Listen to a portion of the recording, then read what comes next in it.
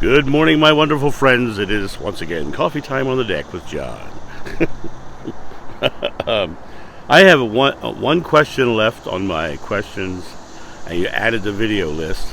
Added for video list. So if you have any questions, I'm looking for more to fill out the list to make these daily videos from. So this is the last one on the list, but we have a few that are in queue already. So so if you can start sending in some more questions, that'd be great. You can send them in either as comments underneath of a video, or just go to my website and use the contact form and put them in there. They come directly to me that way as well. If you don't want your questions to be in front of the audience before the video is made, or just want the privacy of asking a question without everyone seeing it, that's the way you do that.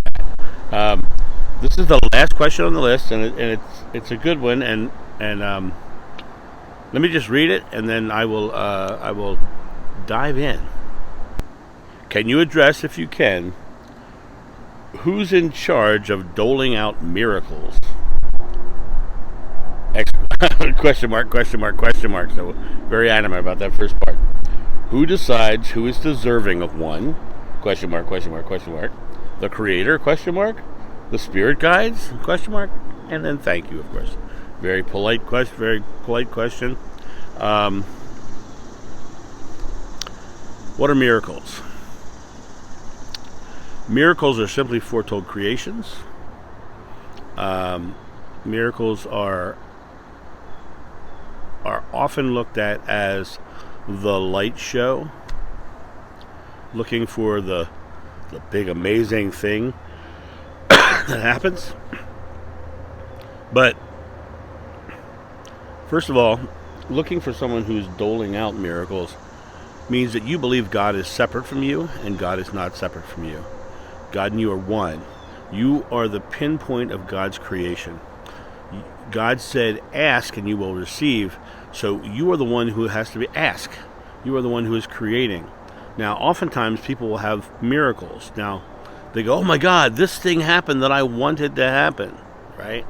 That I wanted to happen. This thing happened. I wanted to happen. So they were very, very, very adamantly focused on something, and the miracle occurred, right? Their belief in that this has got to happen. This is happening. This is happening. I'm going to get this. This is going to stop. Bam. Oh my God, it was a miracle. The idea of an external God giving you something or doling out something, it doesn't make sense with any of the ancient texts, and it only really makes sense with some of the more modern New Age texts, actually. Who decides who is deserving of one? You decide if you're deserving of one. You decide if you can believe it or not, because the reason most people don't receive their miracles, and the use of the word miracle is one thing, but those who don't believe they deserve, that's their faith, and so they don't receive. You have to believe that you not only are deserving, but also believe that it's happening. Because the reality of it is most people don't believe they can receive, because they believe in an external God. They believe in something more powerful than them that they have to be subjugated to. And God, Jeshua said, the Father and I are one. The Father and I are one. I'm the Son of Man. The Father and I are one. I'm the Son of Man. The Father and I are one. What's that saying? A man is the same and is one with God. That's what that says. And miracles, per se, are just creations that come from faith at very opportune times. And so the concept of spirit guides, there's nothing in any ancient text that talks about spirit guides in that way. That's a New Age belief. The Creator, of course, that is an ancient belief. And in essence, the Creator is God. But what does God create? God creates what you ask. God creates what you ask for. So when people talk about miracle, who's in charge of doling out miracles? What's the number one question? You. You're in charge of doling out your miracle. And the way you do it is to believe you're worthy of it and not in a separate God, but also believe you're receiving. Believe this is happening. This is happening. We're going to get them out of there. There's a famous story of, you can find this on YouTube. A woman crashed her car into a river, and in crashing the car into the river, these bystanders jumped in to save her. And they were trying to get her out of the car. They couldn't get the door open, and the car was completely underwater. And this guy kept saying, "We're getting her out of there. We're getting her out of there." And he reached his hand down. Suddenly, he felt her hand grab his hand, and he pulled her up. And suddenly, boom! She just popped up out of the water. There she was. She was saved. When they pulled the car out of the water, the window was up and the door was locked. So there was no way for him to grab her hand and pull it up. But what did he say? I am getting her out of here. I am getting her out of here.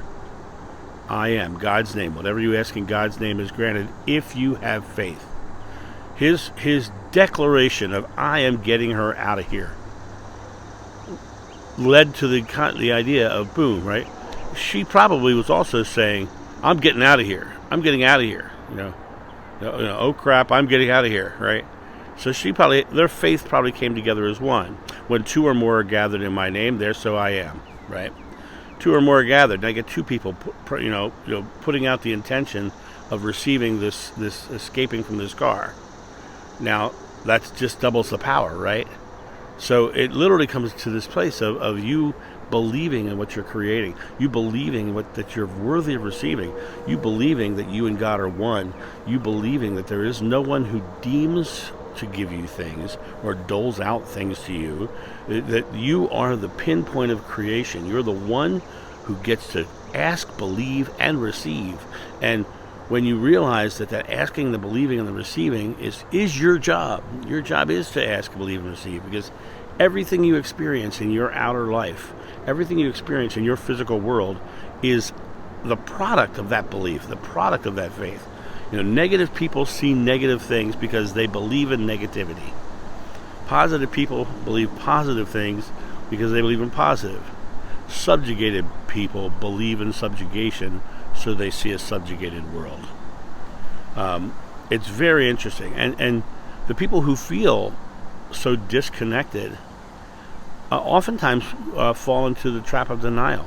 They deny the reality. This morning I was sitting on YouTube and a video came up showing some of the James Webb Space Telescope images, which I think are just stunning and so impactful in the fact that it just shows that the universe, God, is unlimited when you look at these images of further out. And what I found really fascinating, it was a science website, but the chat board had been taken over by Christians who were arguing that what they were seeing was angels and how they were basically trying to hijack these images for what they were, rather than just accepting them. Rather than just saying that they were trying to frame it into their experience, right? They see that sort of reality in everything because that's what they're creating into their experience. They see those things. So there's multiple realities in the idea that people are seeing what they believe. But when you realize that they are seeing what they believe, then you realize that their miracle is seeing what they believe. And that really comes down to the idea of they believe, they have faith. Whatever you ask in God's name, you will receive if you have faith. If you have faith as small as a mustard seed, nothing will be. You can ask a mountain to move, and it will move. Nothing will be impossible for you.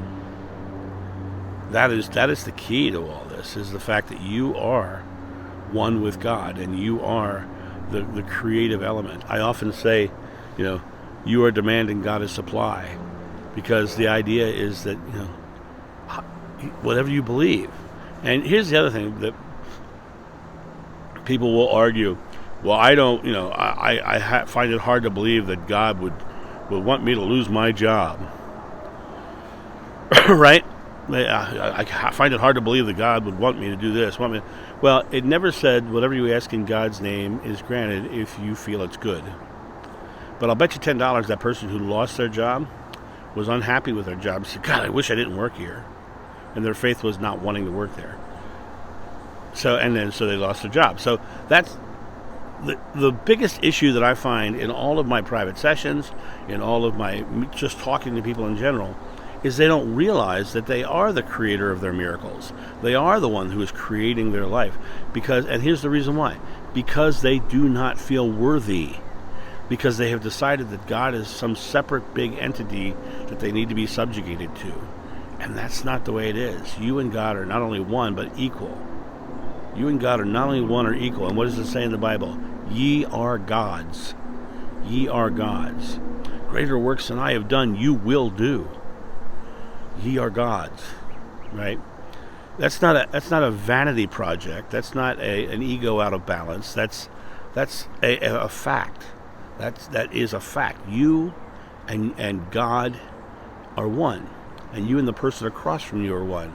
And you and the bird flying by in the sky are one. You are one with everything in your experience, because everything in your experience is just an energy event in the scientific thing we call atoms, including you, including your physical body.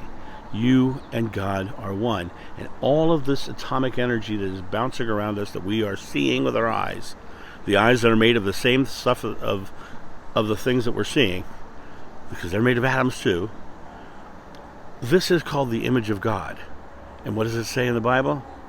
You are created in God's image. You are in the image of God. This is God.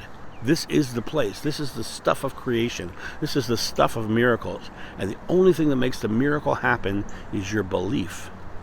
And if you can take your belief and you can consciously focus it and believe, anything is possible.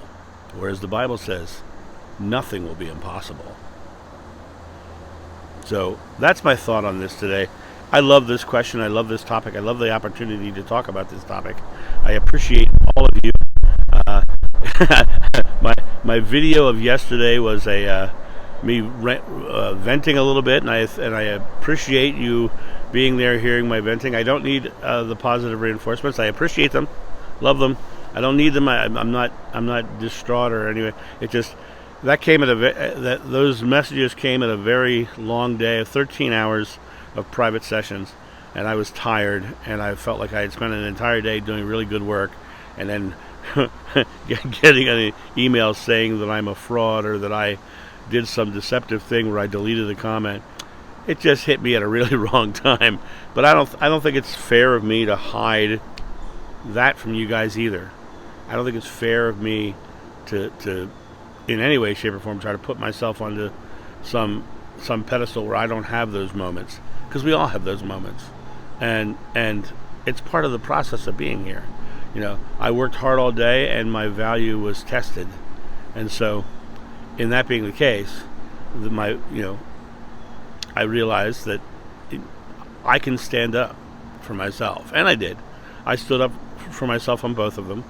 One of them came back with another comment again, and just going on and denying everything I asked whether they were going down conspiracy theories, and they came back with more conspiracy theories. So I have hid them from the channel now.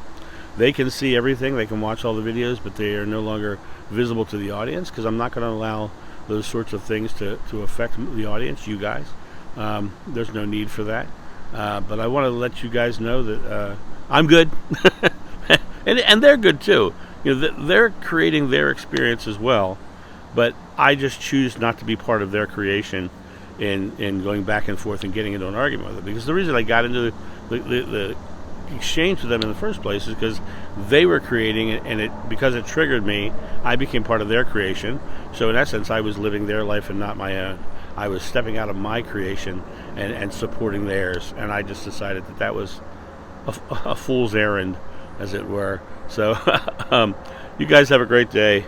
Go get your cup of coffee, sit on the back deck, and enjoy this beautiful morning before it gets ridiculously hot.